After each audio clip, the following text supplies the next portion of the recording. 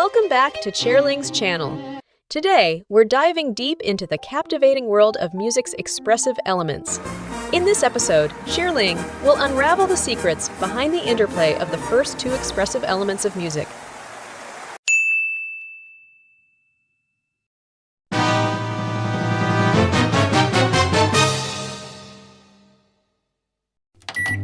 Have you noticed how a kangaroo moves, how the flash runs, and how turtles move?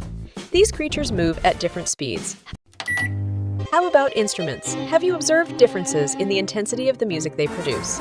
What instruments can you think of that produce louder or softer sounds? How does this affect your emotional response to the music being heard? In music, we also have differences in speed, like what is being described in the previous statements. Moreover, on the following statements, volume of music affects the emotional experience of the listener.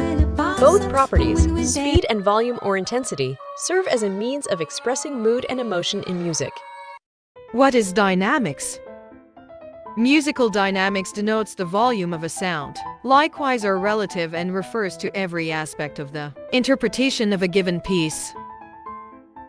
Different levels of dynamic propose types of moods to express emotions and feelings. A gradual decrease in loudness depicts peacefulness and serenity. On the other hand, the gradual increase of loudness associates with a sense of thrill and excitement. Loud dynamics can be associated with chaos, strength, and triumph. To specify dynamic levels in a musical piece, composers have usually used Italian terms and their abbreviations. The commonly used dynamics are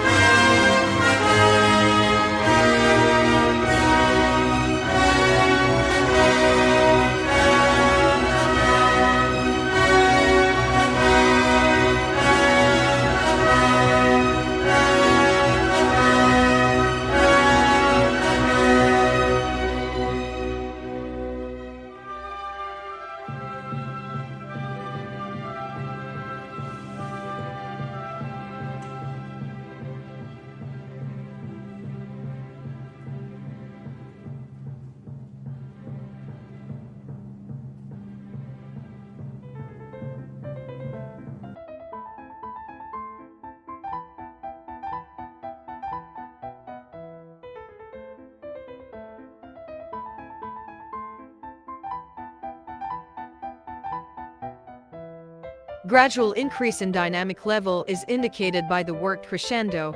In abbreviated cresc, the opposite of crescendo is decrescendo, abbreviated decresc.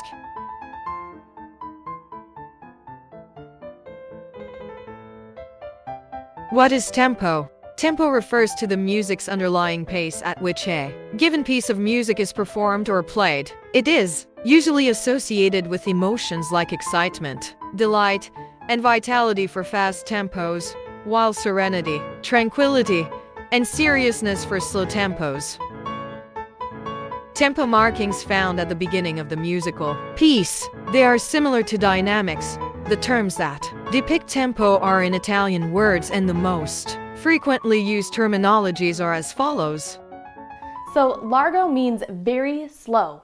So when using your metronome, that would be 40 to 60 beats per minute.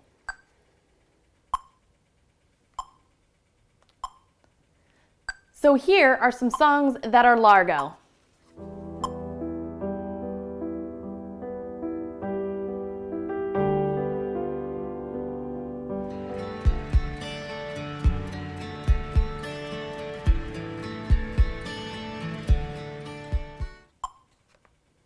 Great! Next, we have adagio, and that means slow. The beats per minute used for adagio is 66 to 67.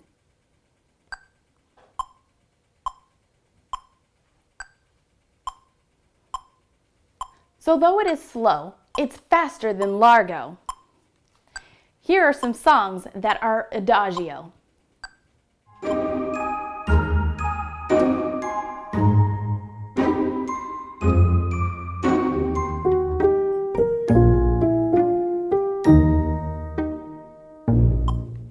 Awesome!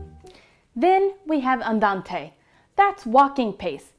But more specifically, it's 73 to 77 beats per minute.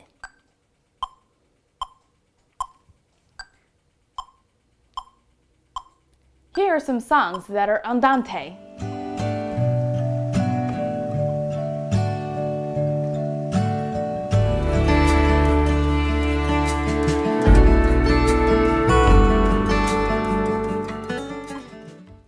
Cool! Then we have moderato, and that's the moderate pace. So that would put us at 86 to 97 beats per minute. Here are some songs that are moderato.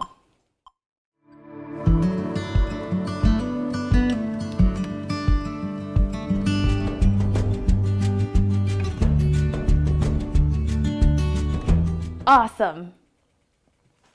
Then we have allegro, which is quick and cheerful. We would use 109 to 132 beats per minute for allegro. Here are some songs written in allegro.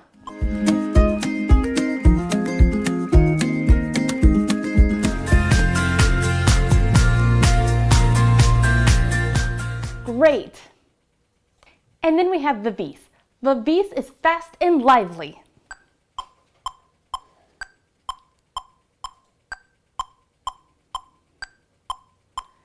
That would be 132 to 140 beats per measure.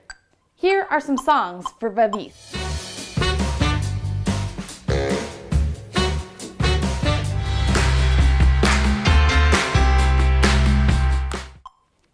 Great! So from slowest to fastest, it's largo, adagio, andante, moderato, allegro, and vivace. Don't worry, I left a cheat sheet for you in the description on what the tempos are and how many beats per measure they are. So, are there any way music lets us know to gradually get faster or to gradually get slower? Why, yes! So to gradually get slower, you'll usually see the retard or RIT, and that means retardendo.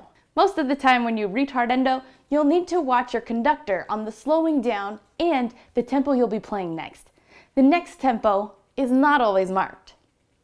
And then on the flip side, to gradually get faster, the music is usually marked ACCEL, which is short for accelerando. And it's the same thing. You'll want to watch the conductor to follow the tempo changes. In music, articulation marks are symbols or notations used to indicate how individual notes or passages should be played or sung in terms of their attack, duration, and release. These marks help performers interpret the music and convey the composer's intended expression and style. In the context of an introduction, or intro, articulation marks can be used to set the tone and mood of the piece. Legato symbolizes by a curved line without superseding pauses because of tied note. It is played or sung smoothly and connected.